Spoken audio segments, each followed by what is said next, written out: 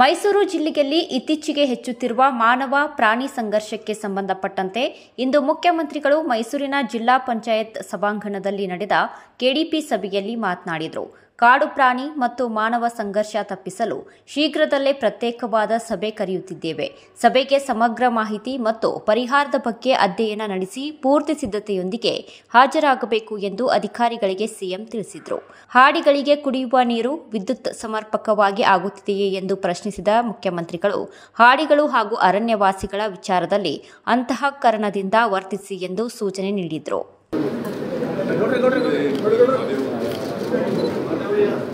ಮಾದೇವಯ್ಯ ಅಂತ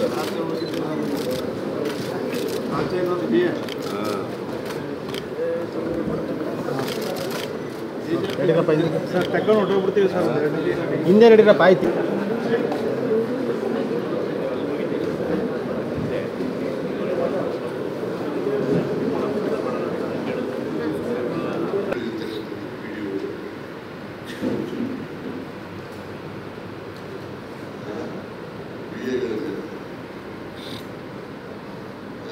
ತಮ್ಮೆಲ್ಲರ ಪರವಾಗಿ ಸ್ವಾಗತ ಕೋರುತ್ತೇನೆ. ಈ ಸಭೆಗೆ ನರಸಿಂಹರಾಜ ವಿಧಾನಸಭಾ ಕ್ಷೇತ್ರದ ಶಾಸಕರಾದ ತನ್ವೀರ್ ಸೇಠ್ ಸಾಹೇಬರು ಆಗಮಿಸಿದ ಅವರಿಗೆ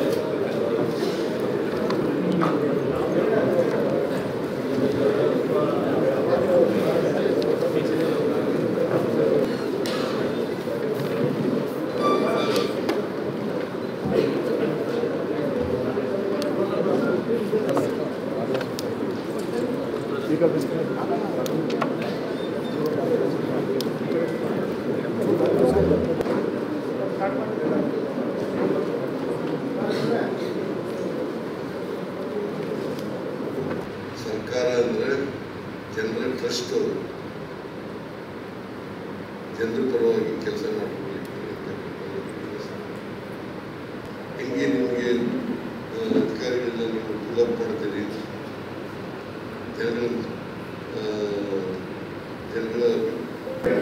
ಎಲ್ಲರಿಗೂ ನಮಸ್ಕಾರಗಳು.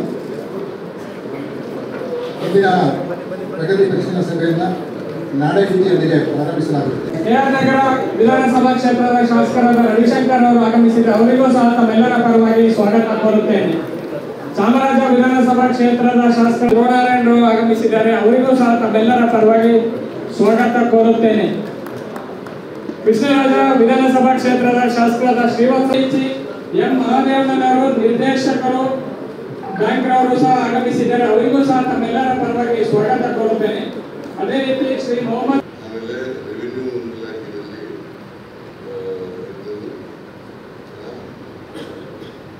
ಆರ್ ಕೊಡ್ತಕ್ಕಂಥದ್ದು, ಆಮೇಲೆ ಕೊಡಬೇಕಾಗಿ ಸನ್ಮಾನ್ಯ ಮುಖ್ಯಮಂತ್ರಿಗಳಲ್ಲಿ ಕೋರುತ್ತೇನೆ.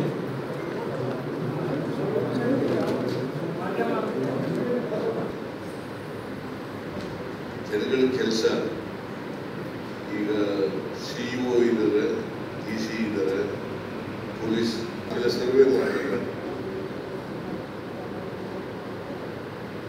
ಇಂಥವೆಲ್ಲ ಸಣ್ಣ ಸಣ್ಣ ಕೆಲಸಗಳು ಮತ್ತು ಜನ ಅಲಿಕ್ಲೇ ಇರ್ತಾರೆ. ಅದಕ್ಕೆ ಜಿಲ್ಲಾಧಿಕಾರಿ ಕಮಿಷನ್ ನಗರದಲ್ಲಿ ಕಮಿಷನ್ ಎಲ್ಲ ಕಡೆ ಕಮಿಷನ್ ಎಲ್ಲ ಕಡೆ ಕಮಿಷನ್ ಆಸ್ಪತ್ರೆಗಳು ವಿಸಿಟ್ ಮಾಡಬೇಕು, ಹಾಸ್ಟೆಲ್ಗಳು ವಿಸಿಟ್ ಮಾಡಬೇಕು, ಆಮೇಲೆ ಶಿಕ್ಷಣ ಸಂಸ್ಥೆಗಳನ್ನ ಸರ್ಪ್ರೈಸ್ ವಿಸಿಟ್ಗಳನ್ನ ಮಾಡಬೇಕು, ಸಿಇಒ ಮಾಡಬೇಕು, ಮತ್ತು ಬೇರೆ ಅಧಿಕಾರಿಗಳು ಮಾಡಬೇಕು. Secretary ಇದನ್ನಲ್ಲ, incharge secretary